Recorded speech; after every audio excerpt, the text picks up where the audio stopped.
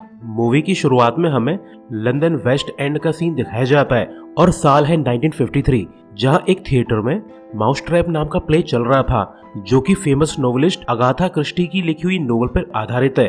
इसके बाद हमें एक वॉइस ओवर सुनाई जाती है, जिसके हिसाब से माउस ट्रैप प्ले को 100वीं बार परफॉर्म किया जा रहा है, जिस खुशी पे एक पार्टी रखी गई है।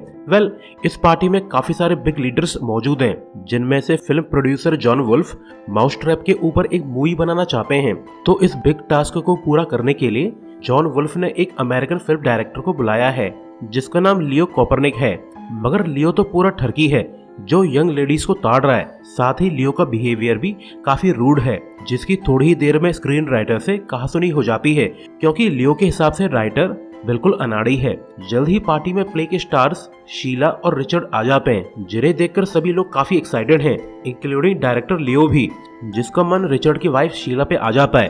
तो वो शीला के साथ फ्लर्ट करने लगता है, जिसे ऐसा करते हुए देख के रिचर्ड की सुलग जाती है।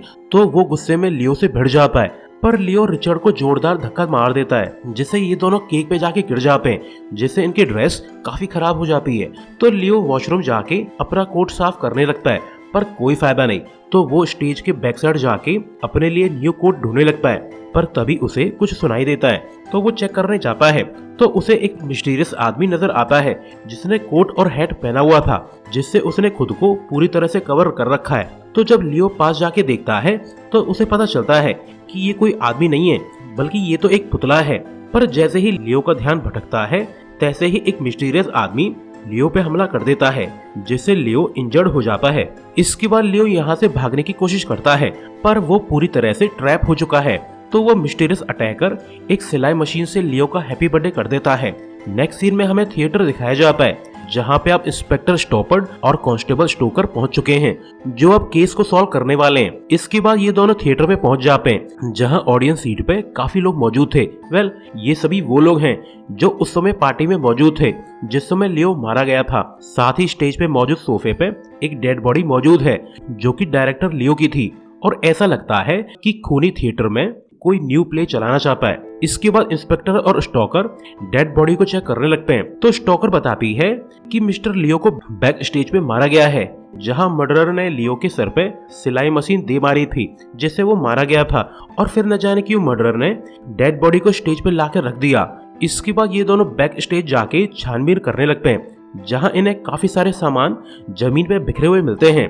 तो इंस्पेक्टर स्टॉकर से पूछता है कि आखिर मिस्टर लियो स्टेज के पीछे आए क्यों थे।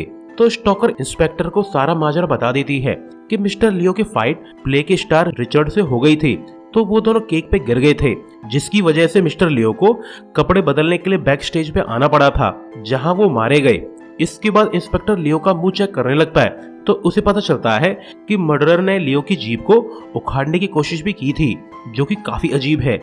लेकिन तभी शो की प्रोड्यूसर पिटियोला, राइटर मार्विन और जॉन वुल्फ के साथ यहाँ पे आ जाती है, जो चाहती है कि इंस्पेक्टर जल्द से जल्द इस केस को सॉल्व कर दे, ताकि वो फिर से थिएटर में अपना शो चालू कर सके। पर फिल्म प्रोड्यूसर जॉन वुल्फ पिटियोला से कहता है कि तुम्हें तो बस अपने शो की पड़ी है, तुम्हें तो ये शो बंद कर देना चाहिए, क्योंकि तुम्हारे थिएटर में एक मर्डर हुआ है।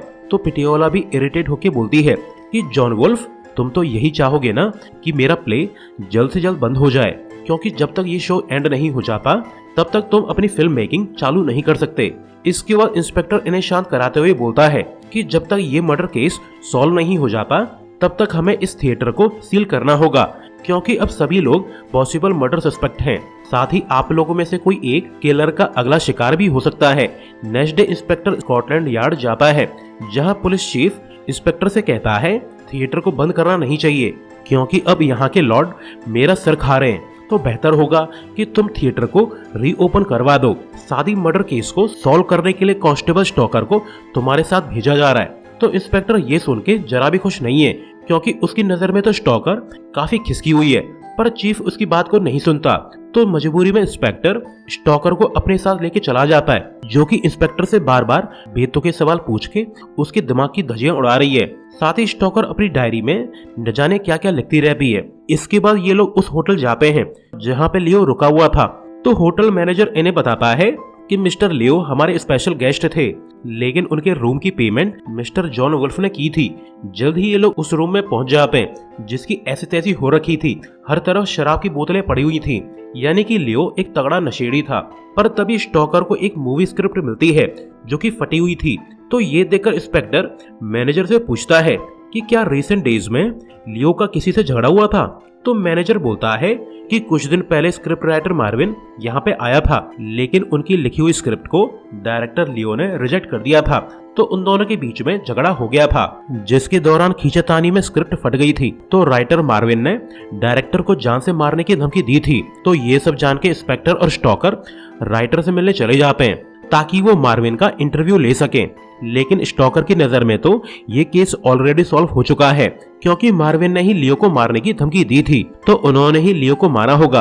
तो इंस्पेक्टर स्टॉकर को समझाने लगता है कि हम लोग पुलिस वाले हैं जिनका काम सच पता लगा के क्रिमिनल्स को सजा दिलवाने का है, ना कि अपने एजम्पशंस के बेस पे किसी को क्रिमिनल करार कर देना। सो बेहतर होगा कि तुम इतनी जल्दी कंक्लूजन पे न पहुंचो। इसके बाद ये लोग राइटर मार्विन के घर पहुंच जाते हैं, जहां वो मार्विन को फटी हुई स्क्रिप्ट दिखाते हुए पूछते हैं कि हमें पता चला है कि मिस्टर लियो से आपका झगड़ा हुआ था, जिसमें आपने मिस्टर लियो को जान से मारने की धमकी भी दी थी। क्यों, क्या कहते हो मिस्टर मार्विन? तो मार्विन इन्हें अपनी तरफ की स्टोरी बताते हुए कहता है कि दरअसल हम दोनों की फाइट डिफरेंट आइडियाज के ऊपर हुई थी। डायरेक्टर लियो मूवी में फ्लैशबैक के थ्रू मूवी के कैरेक्टर्स को बैकग्राउंड एक्सप्लेन करना चाहता था, जो मुझे पसंद नहीं आया, और फिर डिफरेंट आइडियाज के ऊपर हमारी बहस बढ़ती गई।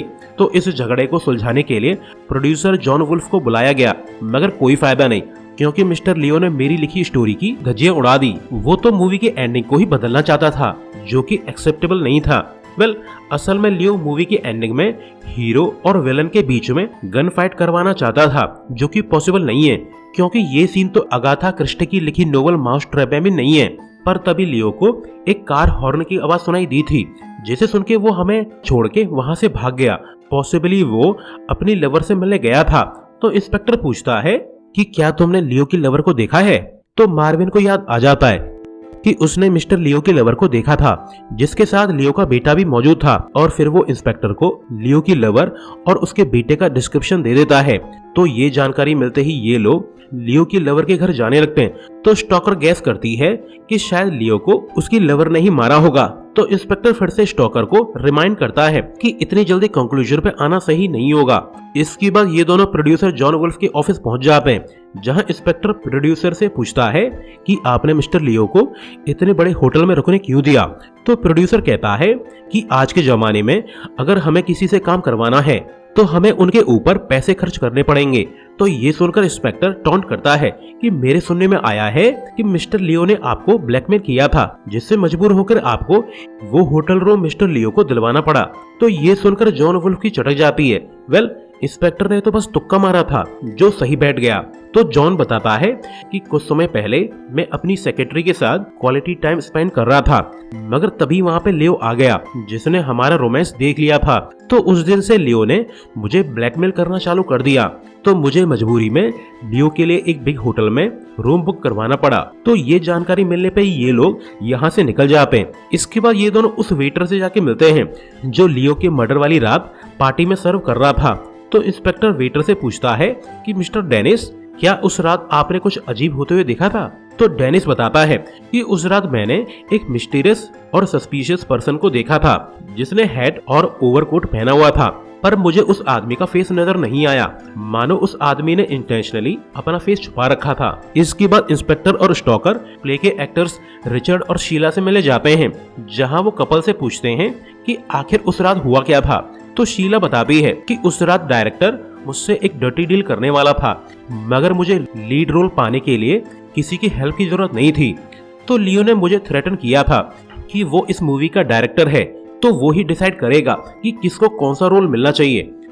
ऑब्वियसली मिस्टर लियो अपनी पोजीशन का एडवांटेज लेना चाहता था, जो रिचर्ड को पसंद नहीं आया, और फिर लियो और रिचर्ड के बीच में फाइट चालू हो गई। इसके बाद इंस्पेक्टर को पता चलता है कि प्ले की प्रोड्यूसर पिटियोला ने मूवी बनाने के लिए जॉन वुल्फ को फिल्म राइट्स बेचे हैं, मगर कुछ आपसी झगड़े की वजह से ये कॉन्ट्रैक्ट टूटने वाला है। तो ये जानकर इंस्पेक्टर और कांस्टेबल यहाँ से निकल जाते हैं, क्योंकि इंस्पेक्टर को अंदाजा है कि अब तक जिन लोगों से वो मिला है उनमें से कोई भी रियल किलर नहीं है। तो इंस्पेक्टर पूरे इंसिडेंट को री इमेजिन करने लगता है। इसके बाद वो प्रोड्यूसर पिटियोला से मिलने चाहता है, जिससे वो फिल्म राइट्स कॉन्ट्रैक्ट के बारे में पूछताछ करने लगता है। तो पिटियोला इन्हें बताती है कि ये मैटर तो बड़ा सिंपल है कि कुछ समय पहले मैं जॉन वुल्फ के ऑफिस गई थी, जहां मैं उससे मूवी राइट्स के कॉन्ट्रैक्ट पे साइन करवाने वाली थी, मगर इस कॉन्ट्रैक्ट की एक कंडीशन जॉन वुल्फ को पसंद नहीं आई, क्योंकि कॉन्ट्रैक्ट के हिसाब से जॉन वुल्फ अपनी मूवी को तब तक रिलीज नहीं कर सकता जब तक माउसट्रैप प्ले लंदन वेस्ट एंड पे एंड न हो जाए, या इस प्ले को थिएटर में चलते हुए पूरे 6 महीने न हो जाएं। तो मैंने जॉन को समझाया कि कुछ ही दिनों में ये प्ले फ्लॉप हो जाएगा, इसके बाद वो आराम से मूवी बना सकता है। तो ये जान के जॉन वुल्फ ने कॉन्ट्रैक्ट पे साइन कर दिया। पर जब वो इस मौके की खुशी को अपनी लवर के साथ बांट रहा था, तब वहां पे जॉन की वाइफ आ गई, जिसने जॉन को उसकी सेक्रेटरी के साथ देख लिया था, जिससे उनके बीच में फाइट हो गई थी। और फिर पिटियोला इंस्पेक्टर को बताती है कि मैं जॉन को धोखा नहीं दे रही थी, मुझे जरा भी अंदाजा नहीं था कि ये प्ले एकदम हिट हो जाएगा। वैसे मैंने इस प्ले से खूब पैसे बनाए हैं और मैं चाहती भी नहीं थी कि ये प्ले खत्म हो, पर मैं ये क्लियर कर दूं कि कॉन्ट्रैक्ट की सभी कंडीशन नोवेलिस्ट अगाथा ने रखी थी। लेकिन तभी स्टॉकर अपना डाउट जताती है कि अब जॉन इस प्ले को एंड करवाना क्यों चाहता है। तो पिटियोला क्लियर करती है कि जॉन वुल्फ अब फंस चुका है, क्योंकि माउसट्रैप प्ले थिएटर में हिट चल रहा है, साथ ही जॉन अगले 6 महीने तक मूवी बना नहीं सकता। तो अब जॉन कैसे भी करके इस शो को बंद करवाना चाहता है ताकि वो लीगली मूवी बना सके। साथ ही इंस्पेक्टर को पिटियोला की बातों से अंदाजा हो जाता है कि Mousetrap murder mystery real event based novel है। इसके बाद इंस्पेक्टर और स्टॉकर बार में ड्रिंक्स करने चले जाते हैं, जहां वो सभी लोगों की मोटिव्स को डिस्कस करने लगते हैं। तो उन्हें एहसास होता है कि किसी भी सस्पेक्ट के मोटिव्स मिस्टर लियो को मारने के लिए काफी नहीं थे। तो इंस्पेक्टर को ध्यान आ जाता है कि किलर ने मिस्टर लियो की जीप को उखाड़ने की कोशिश की थी।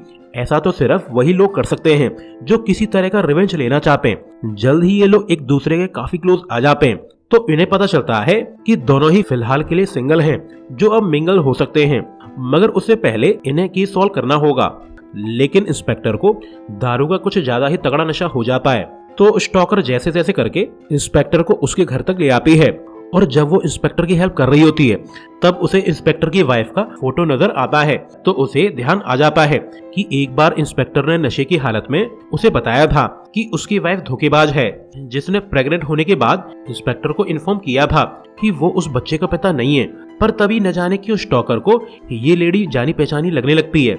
तो वो जल्दी से अपनी डायरी को चेक करने लगती है। तो उसे डायरी में राइटर के साथ इंटरव्यू वाला पेज मिल जाता है, जिसमें मार्विन ने मिस्टर लियो की लवर का डिस्क्रिप्शन दिया था, जो कि इंस्पेक्टर की वाइफ से मैच करता है। यानी मिस्टर लियो ने इंस्पेक्टर की वाइफ के साथ अफेयर चला के उसे प्रेग्नेंट कर डाला था, जिससे उसका इलेजिटिमेट चाइल्ड भी हो गया था। तो स्टॉकर को लगने लगता है कि शायद लियो को इंस्पेक्टर ने ही मारा है, क्योंकि उसने इंस्पेक्टर की वाइफ को प्रेग्नेंट कर डाला था।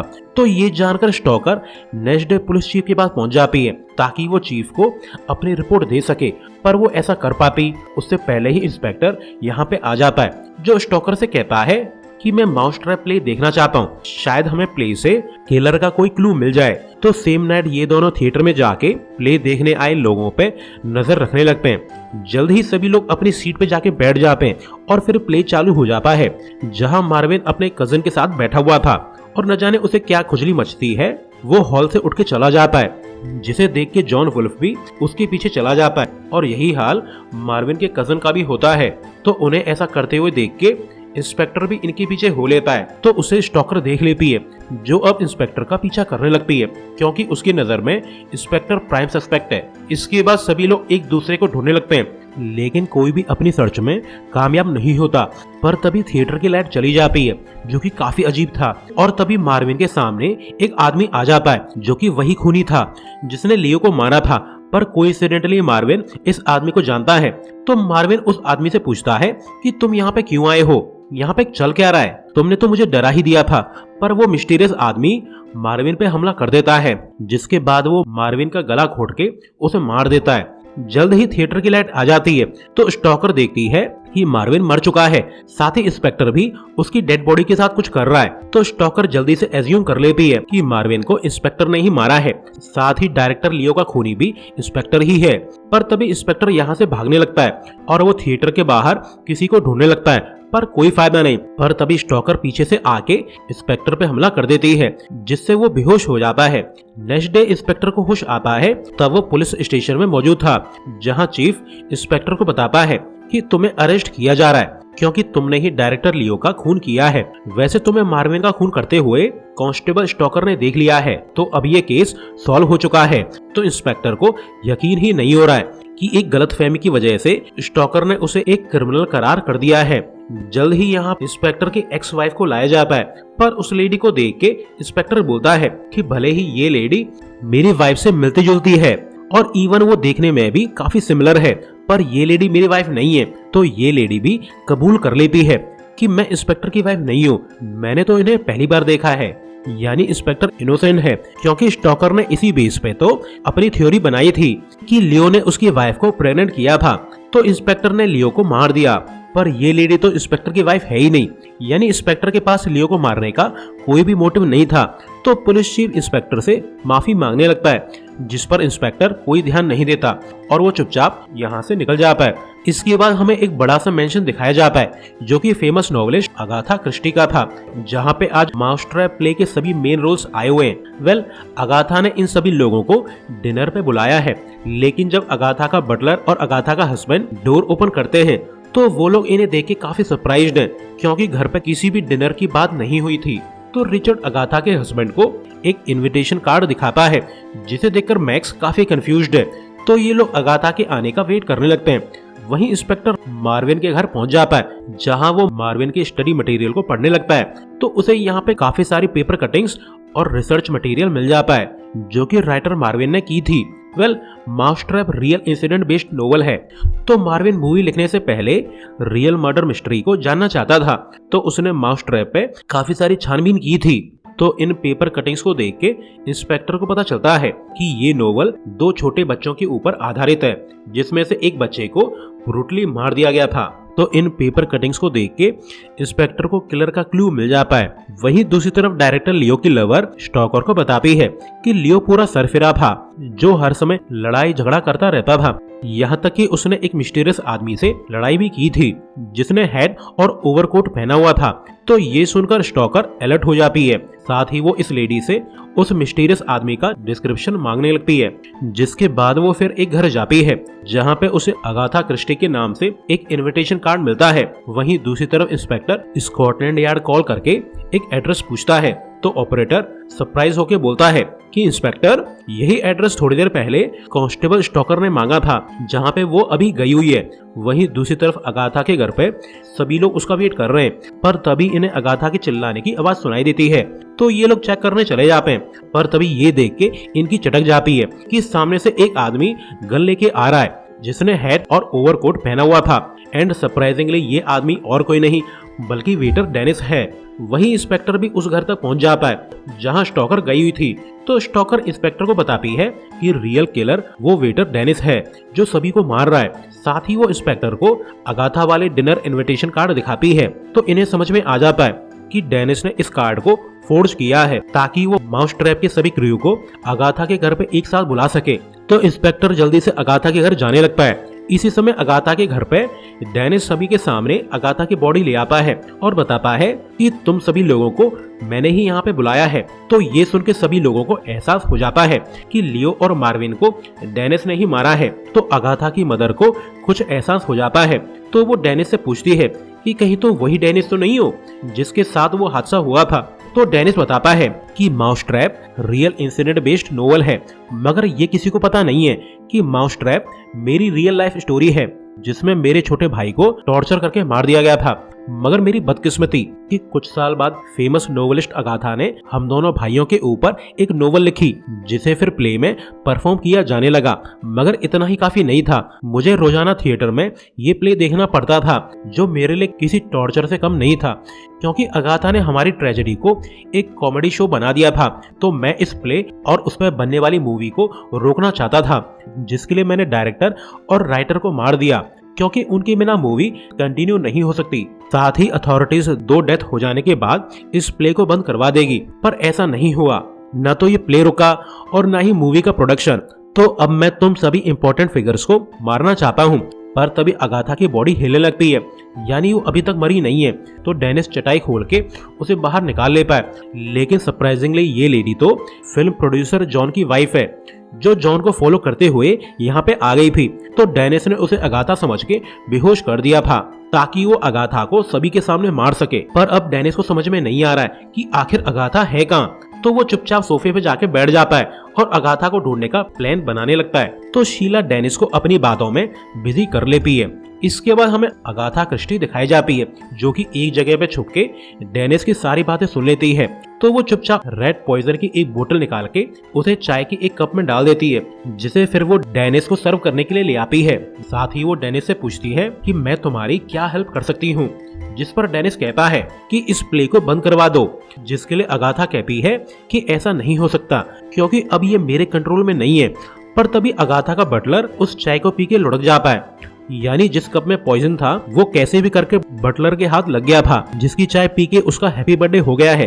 तो ये देख के डेनिस अलर्ट हो जाता है और फिर वो अगाथा को पकड़ लेता है। पर तभी यहाँ पे इंस्पेक्टर आ जाता है, जिसे डेनिस देख लेता है। तो वो इंस्पेक्टर पे गोलियां चलाने लगता है। तो इंस्पेक्टर जल्दी से घर की लाइट्स काट देता है, जिसके बाद वो घर में इंटर कर जाता है। लेकिन अब तक डेनिस ने अगाथा को होस्टेज बना लिया था।